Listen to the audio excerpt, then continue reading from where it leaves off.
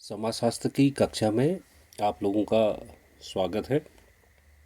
कि जैसे कि पिछले लेक्चर में आप लोगों को जनजातियों में जीवन साथी के चुनाव की पद्धतियों के बारे में जानकारी दी, और आज का जो लेक्चर होगा वो जनजातियों में अधिमान्य विवाह क्या है उनके बारे में हम जानकारी देंगे। ये 3 प्रकार के अधिमान्य विवाह हैं: ममेरे और फुफेरे भाई बहनों का विवाह, मौसेरे चचेरे भाई बहनों का विवाह, और साली और भाभी विवाह। तो जनजातियों में विवाह जो है वो केवल 2 व्यक्तियों का ही संबंध नहीं होता है।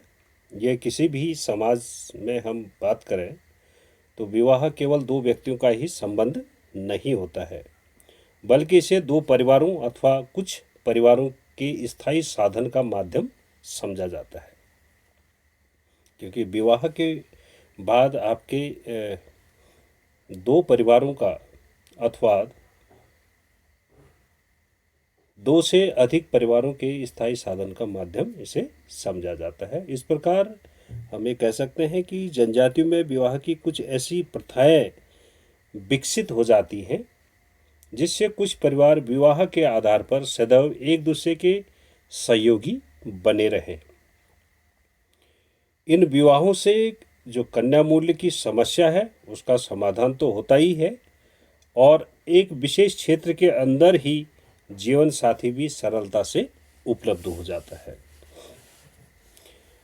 और अनेक जनजातियों में कुछ विशेष परिवारों के अंदर ही विवाह करने की प्राथमिकता दी जाती है। उन्हें अधिमान्य विवाह की श्रेणी में रखा जाता है। अधिमान्य विवाह के जो 3 वर्ग हैं ये आपकी स्क्रीन में दिख रहे हैं। ममेरे और फुफेरे भाई बहनों का विवाह, क्रॉस कजिन मैरिज। जो इस प्रकार के विवाह होते हैं, इस प्रकार के विवाह में भारतीय जो जनजातियां हैं उनमें काफ़ी देखने को मिलते हैं, और कुछ जनजातियों में तो ये देखा जाता है कि उनको इस प्रकार के विवाहों को वो आवश्यक भी मानते हैं। और यदि किसी कारण से इस क्षेत्र के अंदर विवाह नहीं किया जाता है तब जो पक्ष आनाकानी करने वाला होता है, अर्थात जिस पक्ष के साथ वो वैवाहिक संबंध जोड़ना चाहते हैं, तो दूसरा पक्ष उसे कुछ हर्जाना देता है। और जो इस प्रकार की प्रथा है, इस प्रकार की प्रथा में विवाह के क्षेत्र को आगे आप लोगों को बताया जाएगा। जैसे एक परिवार है, परिवार के बच्चों का विवाह उस अपनी माँ के भाई के बच्चों अथवा अपने पिता की बहनों के बच्चों के साथ करना जनजातियों में सबसे अच्छा समझा जाता है। बच्चों का विवाह अपनी माँ के भाई, अर्थात आपकी माँ का भाई आपका मामा हो गया, उनके बच्चे मामा के बच्चे हो गए, और पिता की बहन आपकी बुआ है तो बुआ के बच्चों के साथ विवाह करना अच्छा समझा जाता है। इसी को हम ममेरे फुफेरे भाई बहनों का विवाह कहते हैं।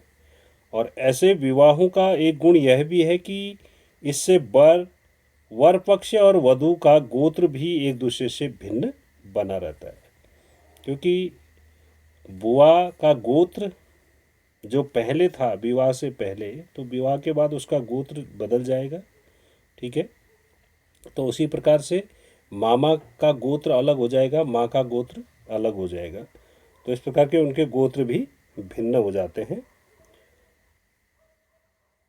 तो गोत्र भिन्न होने के कारण उनको एक ही क्षेत्र में रहने का पूर्ण अवसर भी मिल जाता है। भारत की जो गौड़ है खरिया है, खस है, कादर और ओराव जनजातियां हैं। ऐसे विवाहों को अपने सामाजिक जीवन का एक आवश्यक अंग समझती हैं। वे ऐसे विवाह को दूध लौटावा कहती हैं। गौड़ जनजाति में इस सीमित क्षेत्र के अंदर विवाह न करने पर इससे पीछे हटने वाले पक्ष को हर्जाना देना होता है। और जो खस जनजाति है, खस जनजातियों में ऐसे विवाहों का अपवाद तभी मिलता है जब वर के पिता की मृत्यु हो चुकी होती है। और जो दूसरा प्रकार है मौसेरे चचेरे भाई बहनों का विवाह। मौसेरे का मतलब जो आपकी माँ की बहन के बच्चे होंगे वो आपके मौसेरे भाई बहन होंगे। चचेरे का मतलब आपके पिता के भाई के बच्चे आपके चचेरे भाई बहन होंगे। तो इस प्रकार जनजातियों में इस प्रकार के विवाह भी देखने को मिलते हैं। तो जनजातियों में जो माता और पिता के समानांतर पक्ष में भी विवाह करने की प्रथा को अधिमान्यता दी जाती है। इसका तात्पर्य यह है कि जो पिता के समांतर चाचा या ताऊ तथा माता के समांतर मौसी के बच्चों के बीच भी विवाह संबंध स्थापित होते हैं।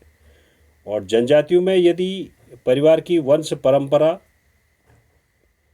माता के नाम पर चलती है तब ऐसे विवाह केवल पितृपक्ष से संबंधित परिवारों के बीच होते हैं।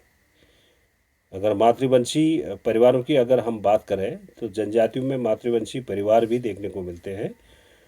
तो जहाँ माता के वंश परंपरा माता के नाम से चलती है तो ऐसे विवाह केवल पितृपक्ष से संबंधित परिवारों के बीच ही होते हैं।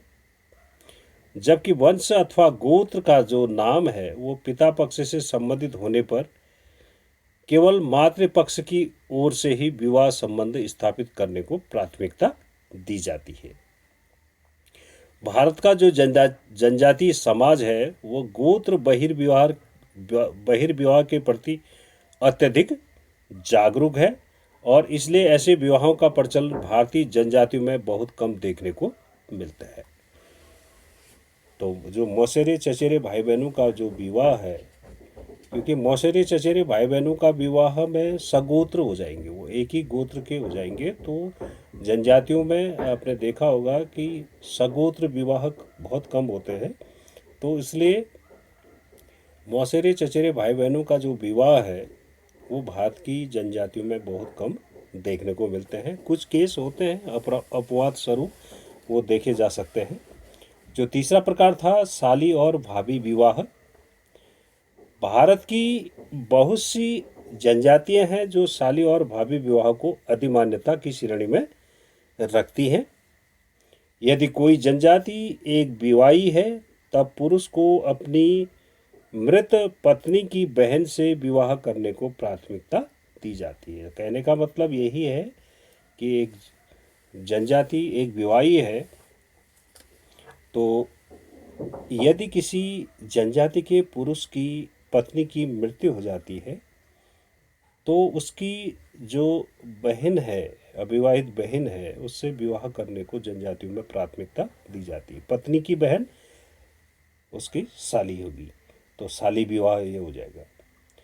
यद्यपि ऐसा नैतिक रूप से भी उचित है, लेकिन कुछ जनजातियों में एक बार कन्या का मूल्य अगर ले लिया जाता है तो लड़की के पिता का यह नैतिक दायित्व हो जाता है कि उस लड़की की मृत्यु हो जाने पर उसके पति को वह अपनी दूसरी कन्या पत्नी के रूप में दे दे। क्योंकि एक कन्या का मूल्य उसने चुका दिया हो और उसकी मृत्यु हो गई हो तो उसके पिता का यह कर्तव्य हो जाता है कि वो अपनी दूसरी कन्या को उसे अपनी पत्नी के रूप में दे दे।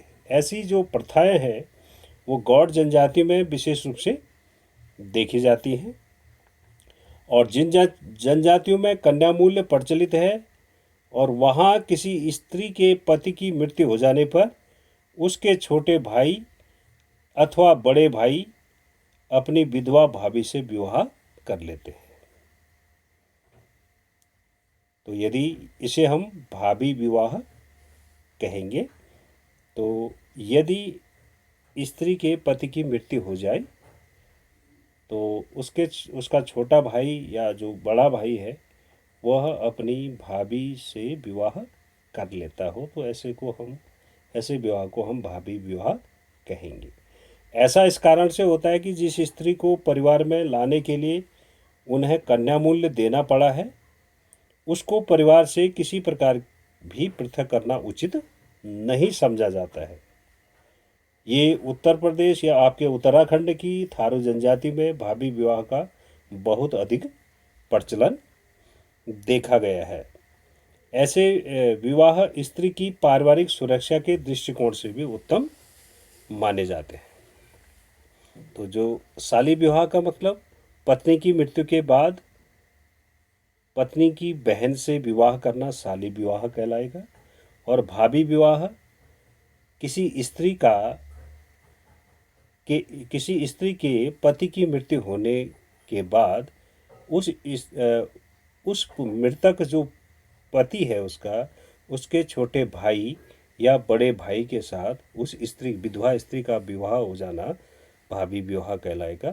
तो ये जो भाभी विवाह का प्रचलन है आपके उत्तराखंड की थारू जनजातियों में भी देखने को मिलते हैं। तो इस प्रकार से ये आपका जनजातियों में अधिमान्य विवाह जो 3 प्रकार के थे, ममेरे और फुफेरे भाई बहनों का विवाह, मौसेरे चचेरे भाई बहनों का विवाह और साली और भाभी विवाह, ये 3 प्रकार के अधिमान्य विवाह हैं। ये अधिकांश जनजातियों में ये अधिमान्य विवाह देखे जाते हैं। तो इसके बाद जो हम नया टॉपिक शुरू करेंगे तो उस टॉपिक में आप पढ़ेंगे नातेदारी क्या है, जनजातियों में नातेदारी व्यवस्था का अर्थ और नातेदारी के प्रकार। तो नातेदारी 2 प्रकार की होती है, यह आप लोगों ने बीए पार्ट 1 में भी पढ़ा होगा। एक तो रक्त संबंधी नातेदारी होती है, दूसरा विवाह संबंधी नातेदारी होती है। तो नेक्स्ट लेक्चर में आपको हम नातेदारी क्या है और नातेदारी के प्रकार उसके बारे में जानकारी देंगे। तो ये लेक्चर यहीं पर समाप्त करते हैं। Thank you.